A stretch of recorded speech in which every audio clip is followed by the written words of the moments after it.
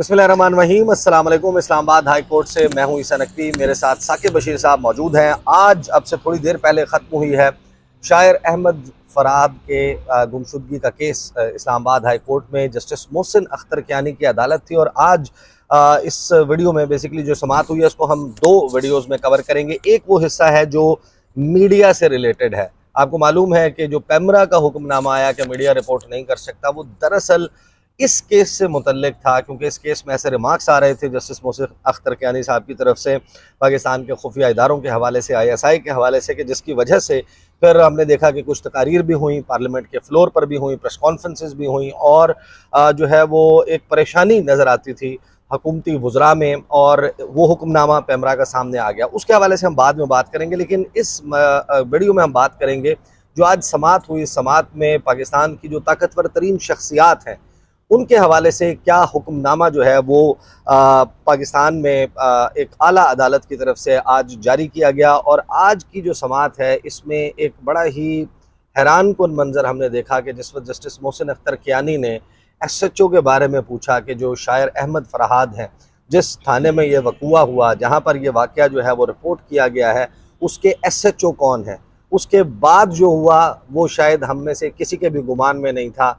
कमरा अदालत में क्या हुआ उसके हवाले से भी बताएंगे। साकिब बशीर साहब, समाअत का आगाज़ मैंने क्योंकि 15 मिनट लेट ज्वाइन किया था, मुझे ज़रा बताएं कि एग्जैक्टली स्टार्ट में किस तरीके से समाअत हुई। बहुत शुक्रिया। एक तो आज की समाअत में अदालत ने टाइम दिया था, मोहलत मांगी थी अटॉर्नी जनरल ने पिछली समाअत पे, और उन्होंने अश्योरेंस दी थी अदालत को कि वो जो अहमद फरहाद हैं वो वापस आ जाएंगे। तो उसी तनाजुर में आज की जो समाअत है वो शुरू हुई, और शुरू होने से पहले ही हमें ये मालूम हो गया था कि क्योंकि अहमद फरहाद तो आए नहीं तो अटॉर्नी जनरल दोबारा वक़्त मांगेंगे, लेकिन ये नहीं पता था कि वो अहमद फरहाद जो है वो कहीं शमाली इलाका जात, उनकी जो CDR है, जो लोकेशन है वो ट्रेस हो गई है।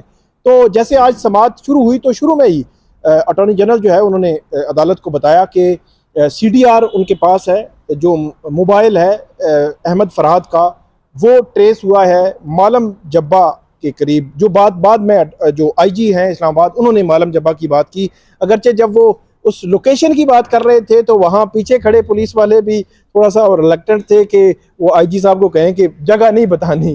तो आगे जो जस्टिस मोहसिन अख्तर कियानी है उन्होंने भी थोड़ा सा वो किया कि जगह का नाम जो है वो बहरहाल बता चुके थे, मालम जब्बा। तो मालम जब्बा उन्होंने कहा है कि इस्लामाबाद पुलिस इस वक्त मौजूद है और उसका कोई 10 किलोमीटर का जो एरिया है वो कह रहे हैं कि उस एरिया की कोई लोकेशन आ रही है, वो उसको तलाश करने की कोशिश कर रही है। तो जैसे जब अटॉर्नी जनरल टाइम मांगा, उन्होंने कहा कि मज़ीद हमें टाइम चाहिए होगा, तो उसके बाद फिर जस्टिस मोहसिन अख्तर कियानी ने पहला जो जुमला बोला वो बड़ा जो है वो इम्पोर्टेंट था, उसकी अहमियत बहुत ज़्यादा है। उन्होंने कहा कि ये स्टेट फेलियर है, कि मैंने कहा था कि अगर वो नहीं आएंगे आइदा समाअत तक तो ये स्टेट फेलियर होगा, और ये स्टेट फेलियर है। अटॉर्नी जनरल ने कहा नहीं, मैं जो है वो अभी ये नहीं कहूँगा कि ये स्टेट फेलियर है, क्योंकि अभी क्योंकि कुछ क्लू मिला है हमें, कोई CDR में कोई उनकी लोकेशन मिली है, तो हम उसमें कोशिश जारी रखे हुए हैं और हम उसको तलाश कर लेंगे या रिकवर करने की कोशिश कर रहे हैं, और हम किसी न किसी नतीजे पर पहुंच जाएंगे। आप कुछ वक्त मुझे जो दे दे। इस पर एक और जो चीज़ उन्होंने बड़ी वाजे की आज एक दफ़ा फिर, इससे कबल जो ब्रिगेडियर फलकनाज थे उन्होंने कहा था कि मैंने पूछ लिया है मुतलका जो एजेंसीज हैं, ख़ास तौर पर ISI, कि वो इस मामले में मुलव्विस नहीं। आज फिर अटॉर्नी जनरल ने कहा कि ISI के हवाले से बड़ा हम क्लियर हमारा पूछ लिया हमने कि वो इस मामले में मुलव्विस नहीं है। तो उसके बाद फिर टाइम की बात आई कि टाइम देना कितना है। टाइम देने पे उन्होंने ये कहा कि मुझे कोई टाइम फ्रेम में नहीं दूंगा। अटॉर्नी जनरल ने कहा कि क्योंकि पिछली दफ़ा भी यही हुआ था, लेकिन अदालत जो है वो मुझ पे छोड़ दे, मैं खुद इस फैमिली को बता दूंगा या अदालत को मुतले कर दूंगा। तो उसके बाद फिर मंगल तक ये मामला गया है, लेकिन इसके दौरान बहुत सारी चीज़ें इस दौरान जो हुआ, कुछ चीज़ें जो है वो मैं भी मेंशन कर देता हूँ, क्योंकि आई ज्वाइंड इन लाइक तकरीबन 10-15 मिनट हो चुके थे समाअत आगाज़ हुए हुए। तो जस्टिस मोहसिन अख्तर कियानी ने एक बड़ी दिलचस्प बात की समाअत के दौरान। उन्होंने कहा, जिस वक्त सामने IG मौजूद थे, अटॉर्नी जनरल मौजूद थे, बाकी लोग जो है वो मौजूद थे, कि वक्त एक सा नहीं रहता। जो आज यहाँ खड़े हैं मैं उन्हें बता रहा हूँ, जो सामने खड़े हुए थे कि ये वक्त जो है ये तब्दील हो जाता है, कभी एक जैसा नहीं रहता। जो कल वहां खड़े थे वो आज यहाँ खड़े हैं, तो कल भी ये वक्त जो है वो बड़ी जल्दी गुजर जाएगा। तो दैट वाज वेरी मीनिंगफुल। साथ ही उन्होंने कहा कि जो आदमी है मैं दुआ करता हूँ कि वो आदमी खैरियत से हो, और हमें ये मामला उन्होंने कहा कि हमेशा के लिए हल करना है, इदारों को अपनी गलतियां दुरुस्त करनी है, और अगर बताएं कि अगर कोई शख्स जो है वो दहशतगर्दी में मुलव्वस है, ऐसा तो कोई चीज़ जो है वो सामने नहीं आई। और फिर हैरानकुन तौर पर जिस वक्त एसएसपी ऑपरेशंस को उन्होंने रोस्टम पर बुलाया तो उनसे सवाल हुए, और जब ये आईएसआई के हवाले से बात हो रही थी तो उन्होंने ये भी कहा कि क्या आपने आईएसआई से जो है वो इस मामले में मदद नहीं ली? आपने किससे मदद ली? उन्होंने बताया कि हमने इंटेलिजेंस ब्यूरो से, आईबी से जो है वो इस हवाले से मदद ली है। और फिर जो आईजी साहब के साथ उनका मुकालमा हुआ, गुफ्तगू हुई, मिसिंग पर्सन किसी शख्स को एनफोर्स डिसअपीयरेंस के खाते में उसमें डालने के लिए क्या तरीक़ाकार होता है, दैट वाज वेरी जी बिल्कुल बिल्कुल। तो इसके हवाले से फिर साथ ही जो है वो उन्होंने सवाल किया पुलिस से कि अगर कोई आपकी मालूमात हो कि कोई शख्स किसी एजेंसी की तहवील में है तो फिर आप क्या करते हैं। उस पर जो आईजी इस्लामाबाद हैं उन्होंने बताया कि हम अपने इंटीरियर सेक्रेटरी के थ्रू इन राइटिंग भेजते हैं डिफेंस सेक्रेटरी को, और डिफेंस सेक्रेटरी जो है वो फिर बताता है कि हमारी तहवील में है या नहीं है, या इस हवाले से जो है फिर उन्होंने कहा कि अगर ना पता चल रहा हो, एनफोर्स डिसअपीयरेंस का मामला हो, तो फिर एक JIT तश्कील दी जाती है। तो उसके हवाले से जस्टिस मोहसिन अख्तर कियानी ने सवाल किया पुलिस से ये कहा कि आप हमें कोई एक मिसाल बता सकते हैं पाकिस्तान की तारीख में। उन्होंने सेक्शन बताया, उन्होंने कहा कि अगर कोई शख्स इदारे का शख्स, किसी एजेंसी का शख्स इसमें मुलव्वस हो तो यानी उन्होंने एग्जाम्पल के तौर पर पूछा कि अगर कराची पुलिस जो है उसको मालूम है कि एक बंदा इस्लामाबाद पुलिस की कस्टडी में है, और कराची पुलिस पूछती है कि इस्लामाबाद पुलिस से कि क्या आपकी कस्टडी में, और अगर वो इनकार कर देते हैं कि हमारी कस्टडी में नहीं है, तो फिर सेक्शन 547 गालबन उन्होंने कहा कि ये लगता है पाकिस्तान पीनल कोड का, और ये कहा कि उसके तहत क्रिमिनल ऑफेंस है ये, और इसमें 10 साल तक की सज़ा। उन्होंने कहा कोई एक ऐसी मिसाल बताएं कि आज तक किसी एजेंसी, खुफिया एजेंसी के अहलकार के हवाले से या उसके खिलाफ इस किस्म का कोई क्रिमिनल केस पाकिस्तान की आज तक की तारीख में हुआ है। तो उसके ऊपर जो है वो ब्लैंक थे। तो उन्होंने कहा कि ये सब कुछ ख़त्म करना है, हुकूमत समझ जाए तो बहुत बड़ी बात है। ये तो बहुत जबर से गुजर कर आए हैं हुकूमत के हवाले से। उन्होंने कहा कि ये तो खुद बड़े जबर से गुजर कर आए हैं, इन्हें तो बहुत कुछ करना है, इनको अगर ये समझ नहीं आ रही तो वो कोर्ट जो है वो इस हवाले से बहुत क्लियर थी। लेकिन अटॉर्नी जनरल ने जो बात की यहाँ पे, जब इन्होंने ये कहा कि ये तो जो जबर के दौर से गुजर कर आए हैं, मतलब उनका डायरेक्ट जो इशारा है वो अभी जो हुक्मरान इत्तेहाद है या मुस्लिम लीग नून है कि वो भी एक दौर से गुजर कर आए हैं।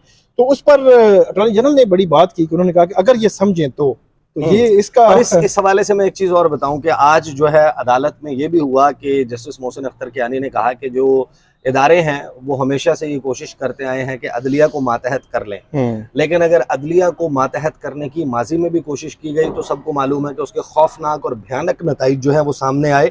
आज भी ऐसी कोई कोशिश ना की जाए। और फिर वो इंटरेस्टिंग पार्ट शुरू हुआ इस समाअत में, जिसका मैंने आगाज़ में रेफरेंस दिया था कि जस्टिस मोहसिन अख्तर कियानी ने ये कहा कि इस मुकदमे में पहले तो बात हो रही थी सेक्टर कमांडर का बयान कलम बंद करने के हवाले से, सेक्रेटरी दिफा जो हैं उनकी अदालत में हाजिरी के हवाले से, और जो 29 मई के लिए जो है वो केस को मुलतवी किया गया, उसमें ये भी कहा गया है कि 29 को जो है ये दोनों खास अदालत के रूबरू पेश हों और अदालत के सामने जो है वो हाजिर हों। लेकिन यहाँ पर जो है वो SSP ऑपरेशन से पूछा कि क्या सेक्टर कमांडर का बयान कलम बंद किया गया है। उसके ऊपर जो है अभी गुफ्तगू चल रही थी, तो उन्होंने कहा कि अगली पेशी पर सेक्टर कमांडर और सेक्रेटरी डिफेंस आए, पेश हों। फिर साथ ही उन्होंने कहा कि जो सेक्टर कमांडर है वो, साथ ही उन्होंने पूछा इस मुकदमे में थाना कौन सा है और उसका SHO कौन है। तो आप इस साइड पे खड़े हुए थे, मैं अदालत के जो सेंट्रल सीट है उससे दूसरी तरफ खड़ा हुआ था, और मैं देख रहा था कि पीछे जो पुलिस के एहलकार खड़े थे उनमें से एक शख्स जो है वो 2 कदम पीछे हो गया। अच्छा, कि मेरा तो नहीं कहा जा रहा। साथ ही उन्होंने कहा कि इस मुकदमे का SHO थाने में कौन है। ठीक है। तो फिर वो साहब जो है वो आगे बढ़े, उन्होंने कहा जी मैं हूँ। उन्होंने कहा ये जो SHO हैं इनकी हैसियत और सेक्टर कमांडर की हैसियत एक जितनी है। ये जस्टिस मोहसिन अख्तर कियानी ने कहा। और मैं तासुरात देख रहा था कि जो SHO साहब हैं उनका सांस जो है वो फूलना शुरू हुआ और उनकी छाती चौड़ी होना शुरू हुई जब उन्हें सेक्टर कमांडर के साथ उनका मुवाजना किया गया। अच्छा। और उनके चेहरे अच्छा। के रंग जो है वो तब्दील हो गए और तमाम लोग जो है वो जैसे तवज्जो का मरकज बन गया हो कि ये अच्छा ये है सेक्टर कमांडर। उन्होंने कहा कि मैं जस्टिस मोहसिन अख्तर कियानी ने कहा कि इस सारे मामले में किसी की तज़हीक मकसूद नहीं है। हर यूनिफॉर्म्ड पर्सन, हर वो शख्स जिसने एक इदारे की वर्दी पहनी हुई है वो काबिल तकरीम है। और साथ ही उन्होंने ये कहा कि इस वर्दी के ऊपर शर्मिंदा होना नहीं चाहिए। सेक्टर कमांडर जो हैं वो जिस इदारे को रिप्रेजेंट करते हैं ये उनके लिए बड़े ऑनर की बात है। एक ऑनरेबल इदारा जो है उसको वो रिप्रेजेंट करते हैं, इसमें शर्मिंदगी की कोई बात नहीं है कि अगर आपने अदालत में आकर उनको रिप्रेजेंट करना है। जैसे ही समाअत जो है वो ख़त्म हुई, आप जो बाकी मानदा कुछ पॉइंट्स रह गए हैं वो आप बताएंगे, लेकिन जैसे ही समाअत ख़त्म हुई तो साकिब साहब मैं चलता हुआ जल्दी से, मैं वाज क्यूरियस कि मैं जानूं कि इनका नाम क्या है, ज़रा इनसे बात करूं। तो मैंने उनसे जाके SHO साहब से पूछा कि आपका नाम क्या? आसिफ तो मुझे नेम प्लेट पर लिखा हुआ नज़र आ गया था, उनका जो है वो बैच लगा हुआ था। उन्होंने कहा जी मेरा नाम आसिफ अली है। मैंने अजराह मजाक जो है मैंने उनको कहा सेक्टर कमांडर आसिफ अली तो वो हंसना शुरू हो गया और साथ ही जिस तरह एक शख्स जो है वो बड़ा फख्र महसूस कर रहा हो। और फिर उनके जो कुछ कॉलीग्स थे पुलिस वाले, मैंने देखा कि वो आकर उनको मुबारकबाद दे रहे थे। अच्छा। मुबारक हो सेक्टर कमांडर साहब, मुबारक हो। तो ये वाकया जो है वो बड़ा दिलचस्प था और किसी के गुमान में नहीं था कि जस्टिस मोहसिन अख्तर कियानी जो है वो सेक्टर कमांडर के हवाले से ये सारी बात करेंगे। कुछ बाकी मानदा पॉइंट्स रह गए तो आप बता दीजिए समाअत के हवाले से कि मंगल को एग्जैक्टली 29 को ये समाअत जब होने जा रही है उस वक्त के लिए आपको अदालत के तेवर क्या नजर आते हैं। फिर नेक्स्ट वीडियो में हम बात करेंगे कि मीडिया के हवाले से जो हुक्मनामा आया है अदालत का, क्योंकि साकिब बशीर समेत दीगर जो हाई कोर्ट कवर करने वाले रिपोर्टर्स हैं, हामिद मीर साहब, वो भी वहाँ पर मौजूद थे और अदालत ने एक ऐसा काम कर दिया है जिसके बाद अब लगता है कि हुकूमत सर पकड़ कर बैठी होगी कि अब क्या करें। जी साकिब, एक तो अदालत की जानिब से बड़ा वाज़ेह तौर पर कहा गया है कि जो वजारत दिफा के हुकाम वहाँ पे मौजूद थे, उन्होंने कहा कि क्वेश्चंस आप लिख लें जिनके जवाबात मुझे चाहिए, क्योंकि अटॉर्नी जनरल ने अहमद फराद के हवाले से बात की थी तो उसके बाद जस्टिस मोहसिन अख्तर कियानी ने यह भी कहा था कि अब बात उससे आगे चली गई है। अब उन्होंने कहा कि मेरे सवालात लिख लें, इनके जवाबात नेक्स्ट हियरिंग पे जब सेक्रेटरी दिफा आएंगे तो मुझे चाहिए कि जो ISI है उनका इंटरनल वर्किंग मेकनिज़म क्या है। उन्होंने कहा वहाँ लोग काम करते हैं, वो जो कौमी जो ख़जाना है उससे पैसे जा रहे हैं, खर्च हो रहा है, उनका इंटरनली उनका रेगुलेट किस तरह रेगुलेट किया जाता है। ये बुनियादी सवाल था कि किस तरह रेगुलेट करते हैं वो। और ख़ास तौर पर उन्होंने एक और बात की, उन्होंने कहा कि मैंने बहुत सारी जजमेंट्स देखी हैं कि इसको समझने के लिए कि ये हमारे खुफिया इदारे किस तरह रेगुलेट हो रहे हैं तो मुझे कहीं कोई चीज़ नहीं मिली। और ख़ास उन्होंने कहा कि पार्लियामेंट तो जब लेजिस्लेशन करेगी तो करेगी, लेकिन हम वंस फॉर ऑल इसको जो है वो सेटल करेंगे और इस जजमेंट में हम जो लिख देंगे कि आइंदा से क्या होना है। और आइंदा से उन्होंने कहा कि जो तफ्तीशी अफसरान होंगे जो इस किस्म के केसेस के मिसिंग पर्सनस के, तो वो सेक्टर कमांडर्स जो हैं उनके बयानात भी लिख सकेंगे और हमने इसको स्ट्रीम लाइन करना है।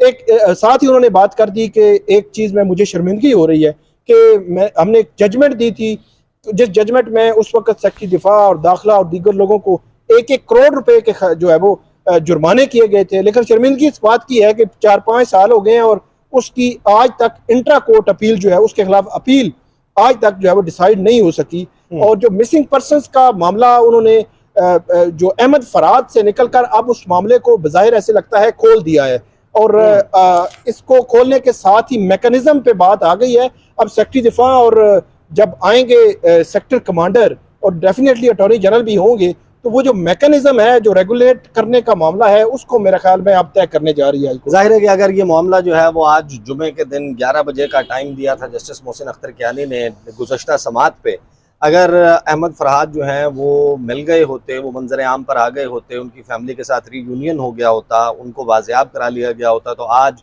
शायद ये मामला अहमद फरहाद से निकलकर ओवरऑल जो है मिसिंग पर्सनस या इन्फोर्स्ड डिसअपीयरेंसेस के जो केसेस हैं, जबरी गुमशुदगियों के, उन तक ना फैलता। ये दायरा जो है, एक चीज़ और भी उन्होंने जिक्र की, जो जबरी गुमशुदगी उस अफराद जो कमीशन है, जो कमीशन 2011-12 से काम कर रहा है, जिसके सरबराह जो है वो साबिक जो चेयरमैन नैब हैं जस्टिस रिटायर्ड जावेद इकबाल, उन्होंने ये कहा कि मैंने यहाँ पे रजिस्ट्रार को बुलाया था और रजिस्ट्रार ने जो रिपोर्ट दी है, जो उनका तरीकाकार मैंने देखा है, वो फेलियर है, उनका वो नाकामी है, वो इदारा जो है वो उस तरह काम नहीं कर रहा जिस तरह उसको और साथ करना उन्होंने चाहिए। बड़ी दिलचस्प बात की कि यह हैरान कुन है कि जब ऐसा कोई वाकया होता है जिस पर इल्ज़ाम लगता है, जो इल्ज़ाम लगाने वाला होता है और जो उसकी तफ्तीश करने वाला होता है यानी पुलिस, ये जो कमीशन है ये इस तरीके से काम कर रहा है कि जैसे आज मैं इस केस में जो है वो इल्ज़ाम लगाने वालों को, जिन पर इल्ज़ाम लगा है उनको, और जो तफ्तीश कर रहे हैं यानी कि पुलिस, इन सबको अपने चैम्बर में बुलाऊं और इनके साथ गप्पे लगाऊं और इनकी मिन्नतें करना शुरू कर दूं कि कोई दरमियानी रास्ता निकालें, इसको छोड़ दें या वो करें। उन्होंने कहा ये जो आउट ऑफ कोर्ट या इस किस्म के, फिर इसी के ऊपर उन्होंने जो कमीशन है उसको बड़ा तनकीद का निशाना बनाया।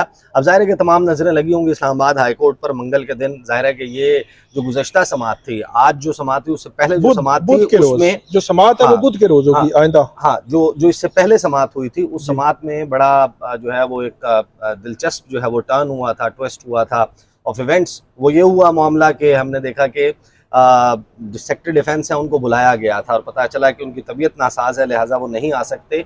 उस वक्त भी जो है वो ईमान हाजिर मज़ारी, उन्होंने अदालत के सामने ये कहा था कि ये कैसे होता है कि जब भी सेक्रेटरी दिफा को बुलाया जाता है तो उनकी तबीयत ख़राब हो जाती है, नासाज हो जाती है और उनको लगता है कि जैसे अदालत के सामने पेश होना उनकी तौहीन है।